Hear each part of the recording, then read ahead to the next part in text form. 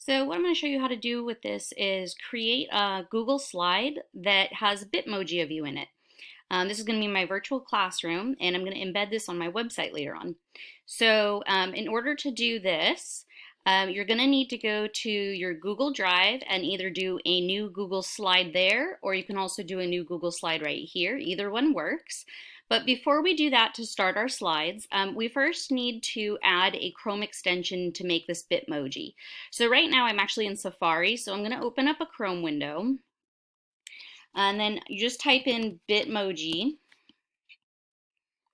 And you want to go to bitmoji.com and scroll all the way down to the bottom, and you'll see this Bitmoji for Chrome desktop. You click that, and basically it'll add an extension. So this says remove, but it would normally say add if you hadn't done it yet, and it adds an extension right there so that you now can create a Bitmoji on your computer of yourself. So I actually already have an account. I already have this on my phone, and I created a Bitmoji on myself. So if you haven't done that yet, you want to do that first.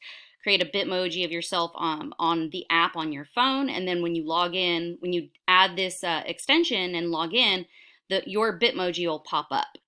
So once you have that added, then we can go ahead and go to our Google Drive and go to slides. And we're going to start making a Bitmoji of ourselves. So I'm going to press plus, and then I want this to be a blank one. So over here, this is how you add slides. I'm just going to say blank, and I'm going to delete this other one. And from here, if you want, you can title it. So the first thing you're going to want to do is add a background.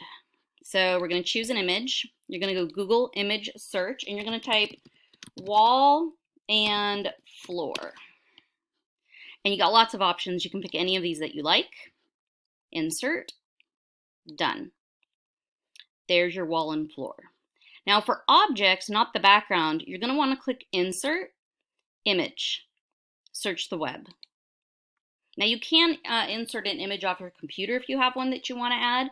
Otherwise, you can just search for images. Now when you search for them, you want to type in the word transparent, because what you want is the image to have no background. So typing in transparent first will do that for you. So let's get a whiteboard. You can grab any whiteboard that you see that you like. So, scroll around. And then we can resize this. This came with some desks, so that's cool. We can resize it to whatever you want. And then you can also add other little things in there, like on my original one, I have this little kitty cat. When I click on it, it does a little flip. I also have a computer with a link to the student online homework portal. So if the kids click on this, it will take them to the portal. And then if they click on any of these days, it takes you to the agenda for that day. So going back to the one that I'm making, let's just add in one more thing. Let's just add in a plant.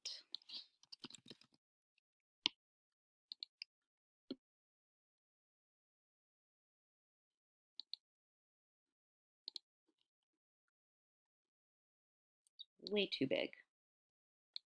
Just put that in the corner. Some people will add couches. You can go to YouTube and Google Bitmoji Classroom, and there's tons of tutorials on how to do this. So now I'm going to add a text box to my whiteboard so that I can say my agenda is whatever. So we'll have Monday, Tuesday, etc. And then you can resize these if you want. You can change the font if you want. It's up to you. You can make them bold just like you would in a Word doc. Okay, so now let's add ourselves as the Bitmoji. So I'm going to go to my extension, and I'm just going to click on this first one here. It's available. Drag and drop.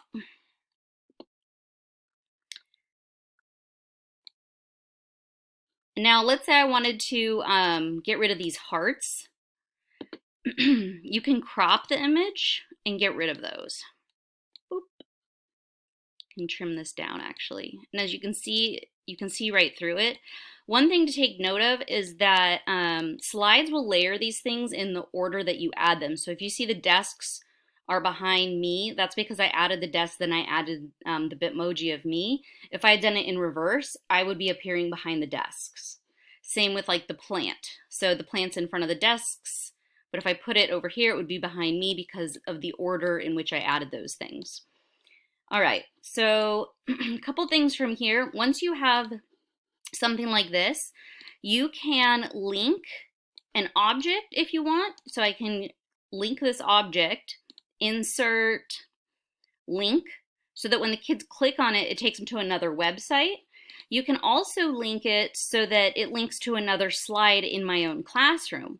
So let's say I make another slide, plus sign, let's get a blank one. And let's say I want to make this kind of like on mine here, where this is what the kids link to when they click Thursday, Friday, they go to this page here. So let's just, for the sake of time, let's say that I've already filled this in and now I want to link to it. This is going to be my Monday page. So I'd highlight Monday and then go insert link. And what's going to actually happen is the first thing is that's going to pop up is you can either type a link in or you can link to slides in your own presentation. So I want to link to slide number 2. So slide 2, apply. And now and when I go to present this, when I click on Monday,